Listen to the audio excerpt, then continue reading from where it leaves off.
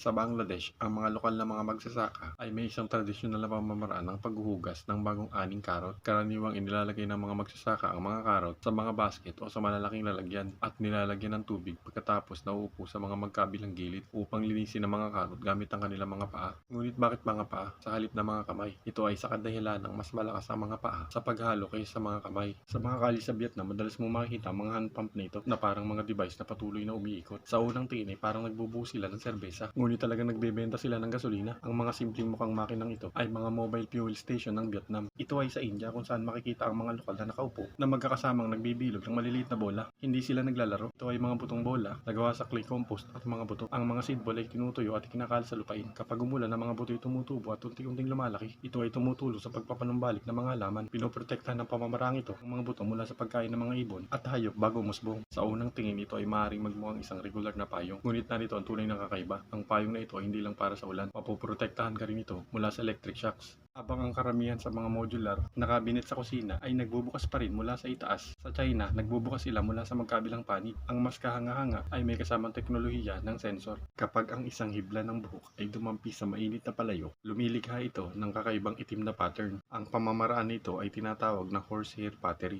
isang paraan ng dekorasyon ng mga seramika gamit ang horsehair o katulad ng mga natural na hibla. Ang buhok ay nilalagay sa bagong sunog na palayok kung saan ito ay agad na nasusunog at nag-iiwan ng abstract na isa sa isang uri ng pattern. Isa itong pabrika ng artificial na bato at gumagawa sila ng mahusay na konturang bato. Ang mga special na silicone molds na ito ay dinisenyo upang gayahin ang texture at itsura ng natural na bato, pinturahan sa nais ng kulay. Ang galing nito, hindi mo na kailangan pagbukod-bukurin ang basura dahil ginagawa na ito mismo ng basurang ito. Kapag itinapon mo ang basura sa smart bin na ito ay gumagamit ng advanced computer vision upang pag-aralan kung anong uri ng basura ito at ilalagay ito sa tamang compartment. Sa trabaho ito, hindi pwede magkamali at yak na hindi ito biro na kailangan mong ihinto ang isang gumagalaw na barko gamit lamang isang lubid sa eksaktong tamang oras na kahit na isang maliit na pagkakamali sa timing ay maaaring magdulot ng pinsala. Ang bansang ito ay sinasabing nagtayo ng isang flagpole na mas mataas pa kaysa sa mga ulap. Ito ang pinakamalaking bandila sa mundo na matatagpuan sa Azerbaijan. Ang flagpole na ito ay sinasabing may 162 metro ang taas o katumbas ng isang 50 palapag na gusali at ang bigat ng bandilang ito ay higit 50 kilo. Kaya makikita mo ang bandilang ito mula sa buong lungsod. Ano ang hindi pangkaraniwang speed bumps na ito? Sa totoo lang, hindi sila naka-install upang pabagalin ang trapiko ng sasakyan. Ang pangunahing layunin nila ay ang harangan ang mga bisikleta sa pagpasok sa ilang mga kalsada. Ngunit kung magmamaneho ka ng palihis ay walang magiging problema. Ang taong ito ay nakakuha ng isang simpleng idea sa kanyang negosyo. Kumukuha siya ng ordinaryong baso at gumagamit ng blowtorch para gumawa ng maliit na kupi sa istruktura. Pagkatapos ay kumukuha siya ng maliit na bagay at isinisingit ang mga ito sa baso upang lumikha ng 3D effect. Ang inang kalabaw na ito ay lumalangoy sa tabi ng isang bangka upang manatiling malapit sa kanyang anak. Ang mga lalaking sakay ay malamang na tinulungan ang sanggol na kalabaw na tumawid sa ilog ng ligtas habang ang iba sa kawan ay naglalangoy sa malapit. Ngunit hindi alintana ng inang kalabaw ang malakas na agos, mabantayan lang ang kanyang anak.